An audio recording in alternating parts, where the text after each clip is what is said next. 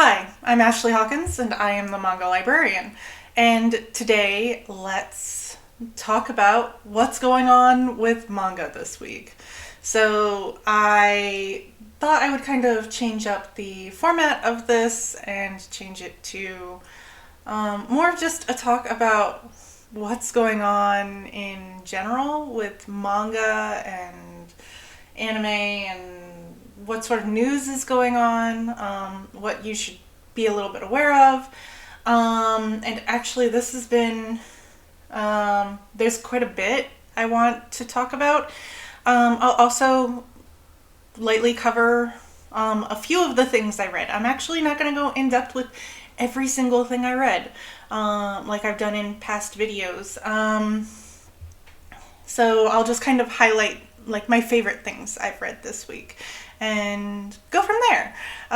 So yeah, I'm shifting, I'm changing, I'm evolving this thing that I'm doing.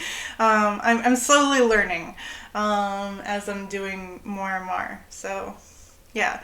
So let's just kind of jump into it. The big thing is, and actually I recorded this already and then this came out and I felt like I really needed to redo my video. So yesterday, Deb Aoki, her manga update for Publisher Weekly was released, and that actually really covered a lot of major information. A lot of it was known information if you follow manga and you're really invested in the manga industry, but it's a really good summary for people who don't know that much and maybe aren't constantly following the conversation, because it's what she managed to do was really round up a bunch of very disparate conversations that were happening and put them all very nicely into a very good summary. So she really covered a lot of really major things. One of the big things is, and one of the reasons why you've probably come to find my videos, is because there's a huge boom in manga sales and manga popularity. She covers that. She covers the boom in sales, the rise in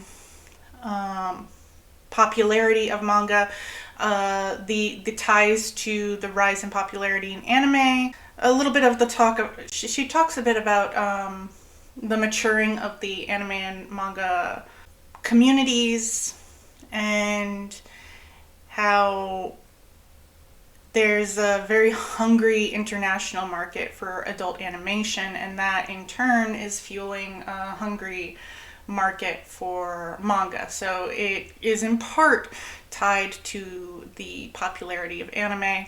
There's a huge interest in older titles that are tied to series that maybe are currently having a boost due to new animated series. So Fruits Basket is a major one. Fruits Basket has a new animated series that is done very, very well, and that has boosted interest in the original manga. It's actually selling better than it did in its original run, which was during the major manga boom during the early 2000s. So that's been a pretty interesting thing. The thing that she points out and discusses in her article that is really encouraging is the talk about whether or not this is a boom or a bubble. That's actually important because of what happened in the early 2000s. So there's a history of things that happened back in the day, and there's a really great Red Barred video about what exactly happened with Tokyo Pop. They ruled the roost once, and they lost it all. And there was a manga bubble that completely burst. And the encouraging thing right now is that we are seeing signs that this is not a bubble, that this is not something that's going to pop. This is rather just a market growth. The recent sales are gains from new readers discovering the category. The good thing is that like everything seems to be selling. We're seeing a lot of print and digital sales. It just seems to be that what's really helping is the availability of text as opposed to just the factors that contributed to the boom back in the 2000s. So I'll link that Red Bard video if you're interested in knowing what happened in the past. I think it's a good history lesson, and Red Bard does a really good breakdown of how it all went wrong. She also, so Debeoki goes really far into the diversity of manga titles being published now, which is something that I'm really excited by, and I think a lot of manga readers are really excited by. We aren't just getting shonen titles, or the most popular titles. Part of it's because of these small presses. So yeah, we have Viz and Kodansha, and they are pushing out their most popular titles, and they are also taking some exciting risks and publishing things that they wouldn't have published in the past. But we also have small presses like Digital Manga Publishing, Drawn and Quarterly, Fantagraphics, Denpa, Udon Entertainment. So these smaller presses that are putting out really beautiful editions. They do kind of focus more on print. I will say I just was doing some purchasing in Overdrive, and I wasn't able to find any of these publishers in Overdrive. Pausing to make sure. Yeah, I wasn't able to find any of them. So none of the Fantagraphics titles were available digitally. I don't know that they are. I think they are print only, but I need to double check that. I think they really focus on their print titles. And so we're seeing a lot of like older titles that are getting really gorgeous new editions, and stories that maybe wouldn't have gotten a translation back in the past are getting a translation now. We're seeing a lot more LGBTQ plus titles getting a bridge overseas. We're seeing titles for older audiences. There's just this huge boom in boys love, yaoi and yuri. We're seeing things we never would have seen.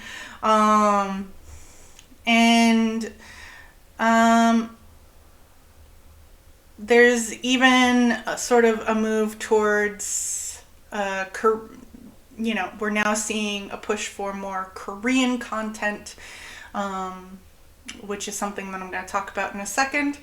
And we're also seeing more manga-inspired North American titles. So more graphic novels that are inspired by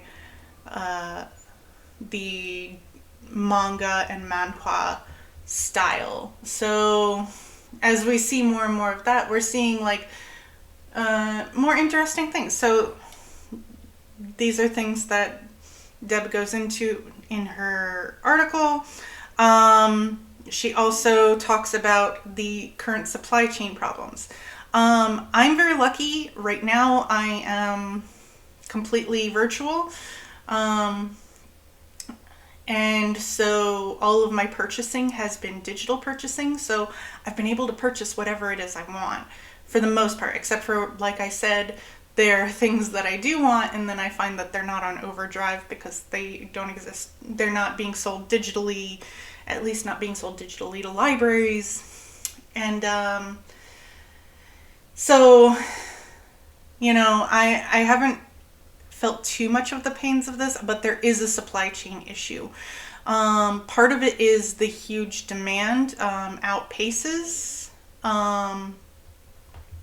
what manga publishers were prepared for, but another part of it is the pandemic creates supply chain problems and shortages, and there's just, there's a lot of demand, but there's not a lot of supply. So I've heard this from people buying physical volumes that they just can't get them. I know people who collect and they just want, to fill out their collection. And I know people who buy for libraries, and both of them are struggling to supply their demand. And she goes into the reasons behind that in her article. The general rule of thumb right now is if there's something you want in print and you see it, buy it. You see it on the shelf, grab it. You see it in stock in your favorite online retailer, nab it. It's just, if it's there, grab it. Pre-order things. That's going to be your best bet of getting anything right now. And that actually goes for basically everything in this whole world of manga and anime. So even we just got some DVDs and not DVDs, Blu-rays and records that I had pre-ordered. The records were gifts for my husband for his birthday, and the Blu-rays were they were the Rose of Versailles and Princess Tutu. They were two anime series that I wanted on Blu-ray. Rose of Versailles is like one of my favorite series, and it's gotten a new remaster, and so Princess Tutu is also one of my favorites, and it was on sale for only $14, and it's usually like $70. So I grabbed them. And right now, if there's something I want, I absolutely make sure I pre-order it, which, means that I've got to really pay attention to my budget, which it's tricky, because I am not the wealthiest person in the world. So it means if you're into these type of things, you've really got to budget carefully. So pre-ordering is really the name of the game if you're collecting anything in that realm. Also, figures need to be pre-ordered, because if you don't pre-order them, you're not going to get them. So I've got several figures on pre-order right now, and that in and of itself it's a lot. You have to really be careful, because what'll happen is they don't charge you when you pre-order it, they charge you when it's released, because the release can get delayed because of the supply chain issues, so they don't want to charge you until you're actually going to get the thing. So, you just have to be cognizant of when things are released. So, yeah, it's not like, a lot of you do purchasing, that you'll get an estimate of a pre-order price in like Overdrive, and then you won't actually get charged until you pre-order, until the order drops. It's kind of a similar thing. Supply chain issues, like I said, are affecting basically everything. And then she sort of looks forward to what may be coming next. And right now, everything looks fairly positive. They are sort of looking forward to what are things going to be like as lockdown is easing up and people don't have as much time to consume as they have had. But for the most part, it does look fairly positive. They're kind of expecting it to taper a bit, but not burst, like I said, like the earlier boom. So it's an interesting article. I obviously couldn't cover everything. She also does a really good Twitter thread to break things down as well. So I'll link both the article and the Twitter thread. And yeah, like I said, it really broke down a lot of good information, covered quite a bit. I liked how it condensed a lot of things that have been prevalent in the conversation. That wasn't the only thing, though. Yen Press also has a couple of things going on that I think are really interesting and important to keep an eye on. The first is that Yen Press is getting into the audiobook industry. So they have started an imprint called Yuen Audio, and that is super exciting. So I've been saying for a long time that light novel publishers really need to get into the audiobook industry for accessibility reasons, for just ease of access. Audiobooks are an incredibly popular format in my library. I find great value in them. I think that my students find them very useful, and I have a lot of students that like to listen to an audiobook and read the print version at the same time. I just think that there's great value in audio, and I've been saying for a long time, it's really sad that there's like entire audiences that can't access light novels. Light novels are actually really perfect. I mean, there's a huge audio audience in Japan where there are things like audio dramas and CDs where seiyuu, which are the voice actors for anime, they actually do like all the performing and everything. So you could get voice actors from anime to do audiobooks, and I think that would actually be like a great marriage. I don't know if that's what Yuen Audio is going to do. If they did that, then I think they'd really hit a perfect nerve and sell a lot. But then you also have to contend with people who are all sub, not dub, and hate voice actors for, reasons. I don't know. I don't know how they're going to do this. They've only announced they're going to do it. They haven't announced like the particulars. They haven't announced who they're going to use for the audiobook performances. But they have announced the titles they're going to start off with. The first one is Solo Leveling. And Solo Leveling is actually one of the most popular titles this year in manga and light novels. So that makes a lot of sense. And that's actually coming July 2021, so that's their first audiobook. They're going to follow up with Sword Art Online, which is another one that makes a lot of sense. Sword Art Online is kind of a linchpin light novel series. That one's coming in August 2021. So this has probably been in the works for a while. It's just they're just now releasing it. Then in September, Overlord is coming. Overlord is another major light novel series. They're kind of going with like their most popular light novels, the light novels that have multiple sequels and are very well known. Sort of their linchpin series, their best-selling series.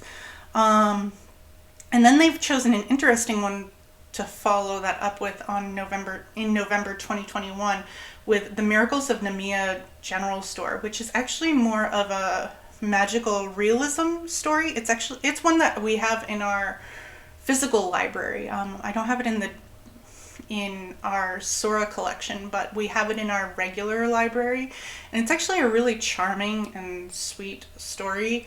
So I'm interested that that's one they've chosen, because it's a tonal shift from the other titles they've chosen. It's not quite the same, but it's a good one to pick because I think that's one that will be more approachable to different audiences. I think that's one that more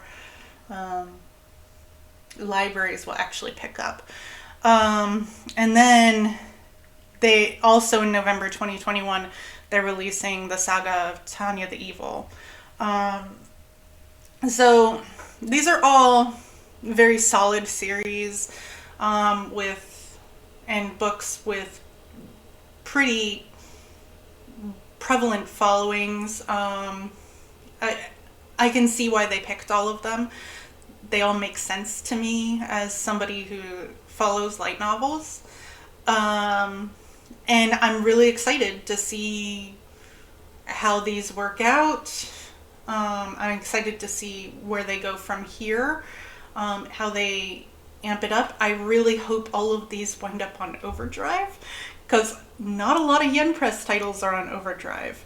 That's the one thing that makes me nervous. I am afraid of these becoming Audible exclusives. If these become Audible exclusives, that'll be really problematic, and I'll be upset.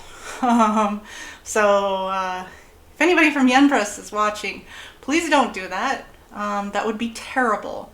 That would be terrible and horrible and awful, and I would be really upset because I'm here telling you I will give you the money. I will buy the majority of these with my budget in the fall. Please don't do that to me, and to my students. That would be horrible, if you made these Audible exclusives. Please make them available on Overdrive. I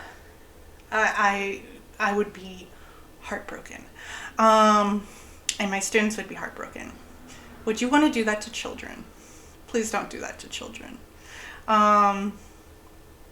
Yeah, so I'm really hoping they make some good choices, because yeah, there's no Yen Press on Overdrive. It makes me nervous. It makes me pretty nervous.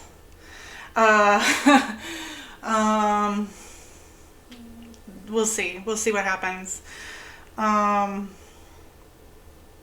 Because this is a big move, and this is something that is really highly warranted. Also, Yen Press has been very heavily advertising for Korean translators and editors and people to work on Korean titles, which indicates that they are going to start very heavily working on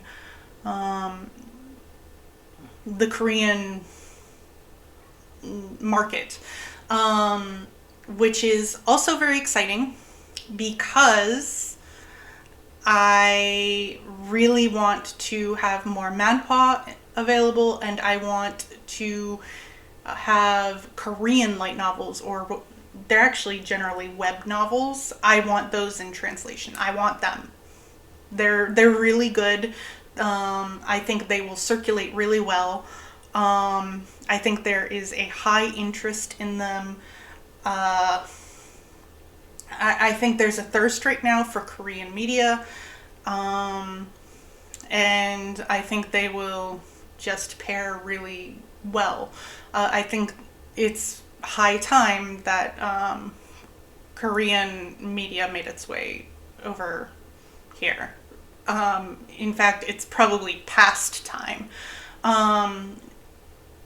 And it would be great if we could provide those materials in our libraries. So I'm super excited that they are seeking somebody out. I'm hoping that means that we'll start seeing stuff start appearing maybe in the last quarter of 2021. I don't know if they've been starting to work on some projects. I hope they have. Maybe they've already brought some people on board and now they're expanding.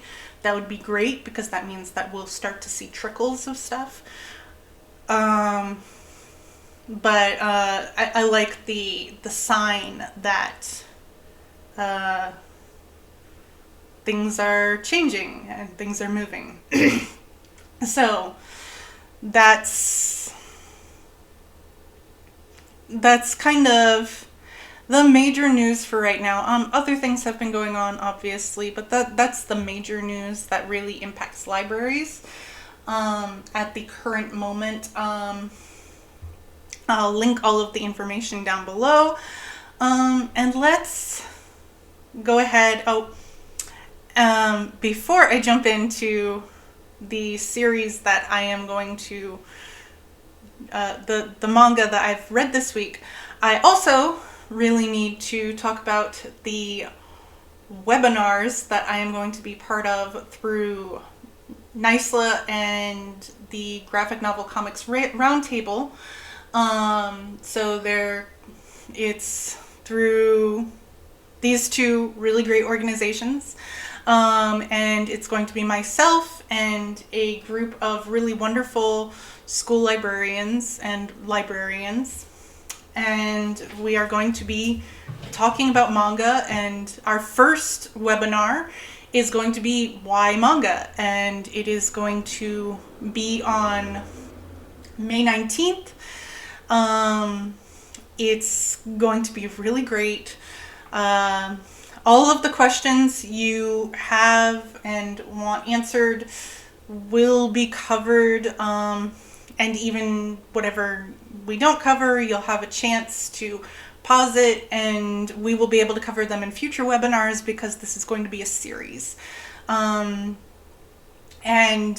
it's, like I said, I'm super excited. It's really great to be able to participate in the conversation with other librarians and not just be the only person talking, because I am not the only expert. There are other people who have this expertise and are doing the work and are doing amazing things with manga in their libraries, and I'm really excited to work with them and be able to have these conversations with them. So I am also going to put the link to register for that webinar down below.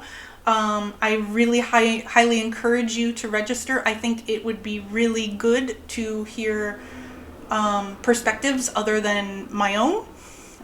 It'll also be available, I believe it'll be recorded and put on YouTube, so if you miss it, you'll be able to view it.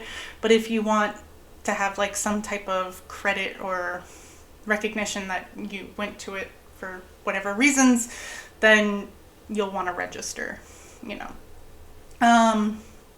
So there's that. I'm also going to be in another webinar, but I'll talk about that probably next week when I have, hopefully next week I'll have the registration information for that one. I don't have it quite yet, but that one will be with Reading with Pictures. So I'm pretty busy right now, which is good, which I think is part of this whole rising interest in manga. I think manga is really circulating and really popular in libraries right now, and that's why there is like a thirst for information on how to get it out to students. That's that. And then I have been doing the May Manga Challenge through NISLA and the Graphic Novel Comics Roundtable, GNCRT. And let me just sort of I'm going to talk about some things that I've read, I'm not going to talk about everything. I'm just going to cover some stuff. I did spend a good amount of the week rereading Space Battleship Yamato, which was really me sort of spoiling myself. It was a reread. I love Leiji Matsumoto. I just find Matsumoto's art so beautiful. I think I've expressed before that I'm really into retro stuff, so just kicking back and reading some space opera stuff that is so different from modern stuff was kind of nice. So I did read that. I also kind of kicked back some of my galleys. I started off the challenge with The Springtime of My Life Began With You by Nikki Asada, which was actually very sweet, and it was a nice shoujo manga. Very, very formulaic, very predictable. It has a nice comforting feel to it. It's basically the story of a girl who is very quiet. She likes to sit in the back and read, and one day the most popular boy in school, as part of what's called a batsu game or a punishment game, has to ask her out, and she calls him out on it. She actually just turns to him and goes, as he asks her out, and she's like, "Hey, this is totally a batsu game, isn't it?" And then everybody's like, "Oh wow, he's such a jerk." And he actually buckles down and is like, "No, I'm actually asking you out. So there." And he refuses to back down. She just wants him to leave her alone. But then, they sort of, eventually she realizes that it's out of guilt, and they sort of form this understanding, and they get closer, and it just naturally evolves into something nice and sweet. It's nothing aggressive or anything. They more form sort of a friendship, and then they say they're dating, and it's like the most vanilla dating ever. It's just they are sitting in a club room together talking. There's no kissing or anything. They're just it's very, like I said, it's very sweet. And I'm interested to see where it goes. And I liked it. I think I like just every once in a while, just a nice, sweet, gentle shoujo that is about feelings. And I don't know, whenever there's like a quiet protagonist who's in some way enveloped in books, loves books, it's my weak spot. It like immediately strikes me in the heart, like, there she is. That's me as a teenager. So I think that's why it just instantly got me. I followed that up with a manga called With the Sheik and His Harem,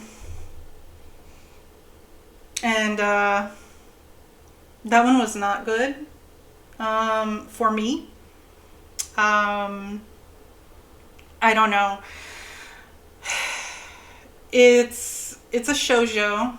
There's nothing sexual about it or anything, despite, you hear the title and it makes you think that it's going to be a hentai, quite honestly, and it's not. It's a shoujo. It's teen.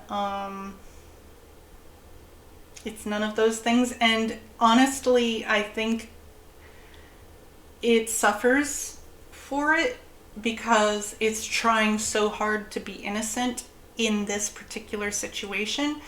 And it's trying so hard to be innocent about everything, not just about sex. It's trying to be innocent about global relations. So what it does is, he's a sheik and he lives in the Middle East, but he's not Muslim, and his nation doesn't actually exist in our world. So they worship a totally different god.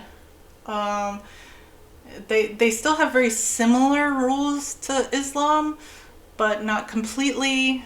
They're trying so hard to not be offensive that it comes across as offensive. And there's just, ultimately at the end of the day, it's still a dude that goes to Japan, finds a girl, pays her family money and marries her. And even though he doesn't do anything with her other than play cards at night with her, it's still really sketch. And I don't know. I feel like either you go all the way and make it a fetish thing, or you don't do it. It's like, because at least if it's a fetish thing, I know why you did it. But if it's not a fetish thing, then I don't know what you're doing.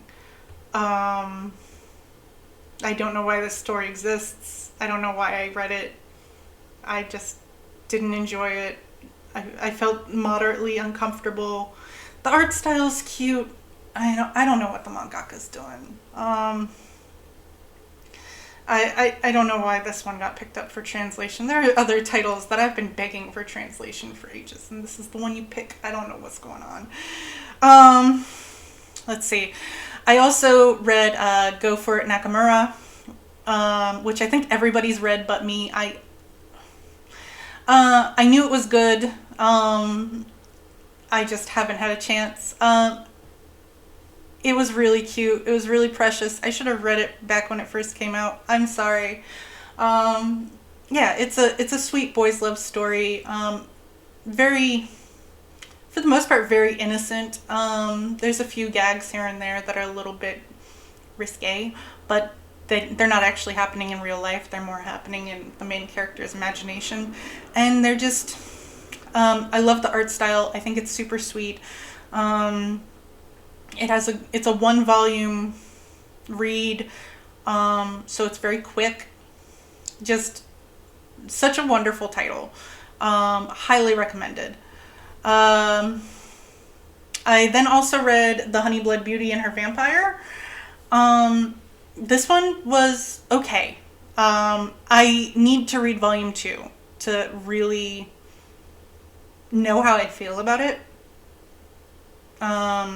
Because even the mangaka in her end note acknowledged that the tone of the first volume is not really going to be the tone of the series, and that kind of makes sense. There's some indication that the tone is almost red herring-ish. Like, the more I think about it, the more it's like, because there's kind of this weird playful tone to it, and the more you contemplate it, the more it's like, it's kind of off. So, it's hard for me to really say too much about this series right now until I've read volume 2. The art is really beautiful. I will say that. So I'm going to read volume 2 and then kind of report back how I actually feel about this series, because I don't want to say too much until I've read volume 2. Because I don't know how I feel yet. And then finally, I read volume 2 of Bibliophile Princess, which is a series that I really enjoy. It's another one about a bookish girl. The first volume, so here's the thing, I also read the light novels. So these are following the light novels. So the first volume kind of covered a misunderstanding, and then the second volume is kind of the misunderstanding's been cleared up, and it's really sweet. I love the art in this. It has such a, quite honestly, it's a very Lolita style. So when I say Lolita, I'm talking about elegant Gothic Lolita, the fashion style, and not the Nabokov novel. It has just this opulence and beauty to it that I really love. So that was really it. Those are the things I read. Those are the things that have been going on. It's quite a bit. So yeah, if you have any questions, just let me know. Feel free to comment. Feel free to contact me. whatever. I'm fairly receptive. I am pretty busy right now, but I do try to get back to people as quickly as possible. I do want to be as helpful as possible. So yeah, that is really it for this week. I will see you in the next video.